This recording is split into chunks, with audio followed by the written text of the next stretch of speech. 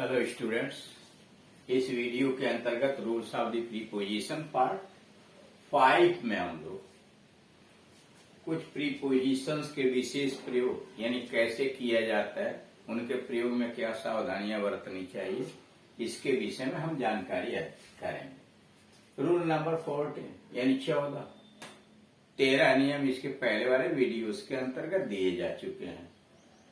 Since तथा from से, since और फ्रॉम दोनों में क्या डिफरेंस है, कैसे प्रयोग किया जाता है। दोनों का प्रयोग पॉइंट ऑफ टाइम के साथ होता है। सिंस भी निश्चित समय बिंदु के साथ आता है, फ्रॉम भी निश्चित समय बिंदु के साथ आता है। पर सिंस केवल पास्ट टेंस बताता है। सिंस का प्रयोग केवल पास्ट टेंस में होता है, इसलिए प्रेजेंट, पास्ट परफेक्ट और परफेक्ट कंटिन्यूअस टेंस में प्रयोग किया जाता है। जैसे प्रेजेंट कंटिन्यूअस हो, पास्ट कंटिन्यूअस हो, पास्ट परफेक्ट हो, परफेक्ट कंटिन्यूअस टेंस हो तो वहां सिंस का प्रयोग होता है। जबकि फ्रॉम का प्रयोग सभी टेंसेज के अंतर्गत किया जाता है, इसलिए सिंस का प्रयोग फ्यूचर टेंस में नहीं होता।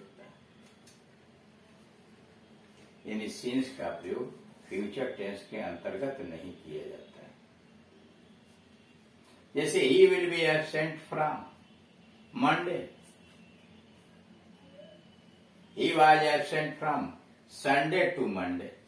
अब यहां देख रहे हैं फ्रॉम कहीं लग जा रहा है, लेकिन सिंस का प्रयोग तो आप प्रेजेंट परफेक्ट में लगा सकते हैं, पास्ट परफेक्ट में लगा सकते हैं, परफेक्ट कंटिन्यूअस टेंस के अंतर्गत यूज कर सकते हैं। रूल नंबर 15 प्रीपोजिशन और जीरन। निम्नलिखित वर्ब्स या एडजेक्टिव के साथ, यानी नीचे जो कुछ क्रियाएं दी गई हैं, कुछ विशेषण दिए गए, एडजेक्टिव दिए गए हैं, यह जब आता है तो इनके साथ इन्फिनिटिव नहीं आती है। इन्फिनिटिव का प्रयोग नहीं करते हैं। इनके स्थान पर प्रीपोजिशन प्लस जीरंड लगा दिया जाता है। यानी इन्फिनिटिव का प्रयोग इन क्रियाओं के बाद नहीं होता है, उनके बाद प्रीपोजिशन लगाकर जीरंड का प्रयोग करते हैं। जैसे एब्सेंट, एब्सेंट के बाद फ्रॉम, एम निशाना साधा, उद्देश्य बना, act, assist in, bent on झुका हुआ, कॉन्फिडेंट के बाद of, debar from, desirous of, desist from, despair of, disqualified from, dissuade one from, excel in, excuse for, fortunate in, hinder one from, hoped of, insist on, intend on, meditate on, negligent in, passion for, persevere in, persist in, prevent from, pride in, prohibit one from, proud of, refrain from, repent of, succeed in, successful, think of।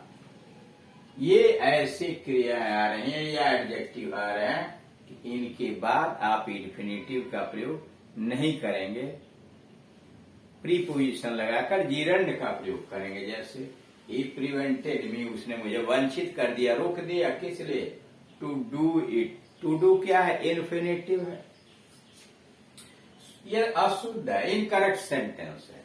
Correct करने के लिए ही prevented me from doing it, from doing it, उसने मुझे यह करने से रोका, यह करेक्ट है। Rule number 16 ellipsis in preposition, मतलब ओमिशन समझ लीजिए। यदि उपयुक्त प्रीपोजिशन हो तो दो शब्दों के साथ एक ही प्रीपोजिशन का प्रयोग होगा। मतलब दो शब्द है तो पहले वाले के साथ लगा लीजिए और दूसरे वाले को ओमिट कर दीजिए, मतलब हटा दीजिए। इस नियम को कहते हैं एलिप्सिस इन प्रीपोजिशन। परंतु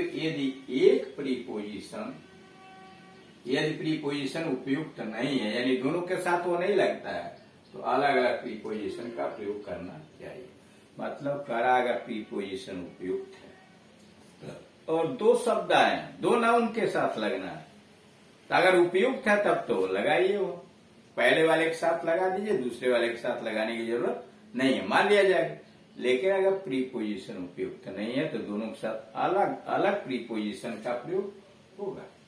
जैसे we should check, damage to नुकसान, and theft for railway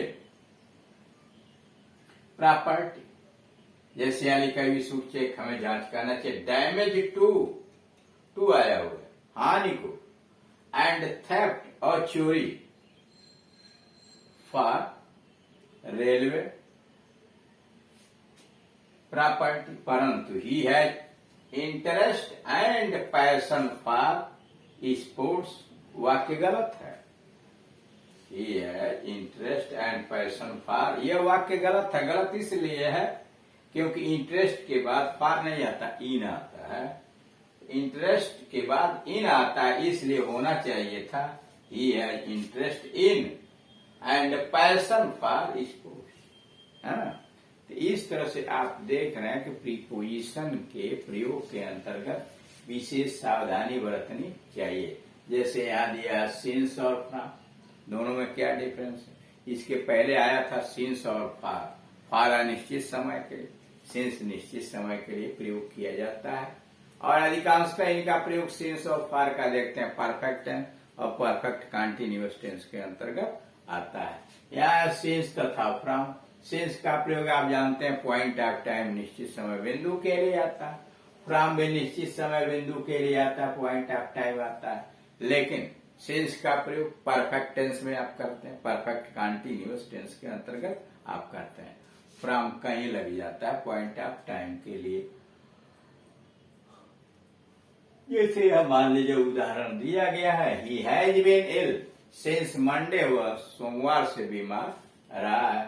he was absent from Sunday to Monday. अब फ्रॉम का प्रयोग किसी भी टेंस में आप कर सकते हैं।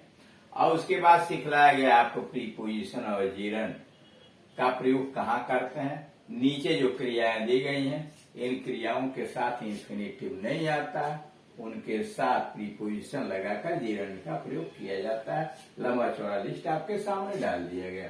फिर लास्ट में एलिप्सिस इन प्रीपोजिशन में कहा गया कि यदि उपयुक्त प्रीपोजिशन है तो दो शब्दों के साथ वही एक प्रीपोजिशन लगाइए। लेकिन अगर उपयुक्त नहीं है, दोनों के साथ अलग अलग प्रीपोजिशन लगता है, तो आप अलग अलग प्रीपोजिशन का प्रयोग कीजिए।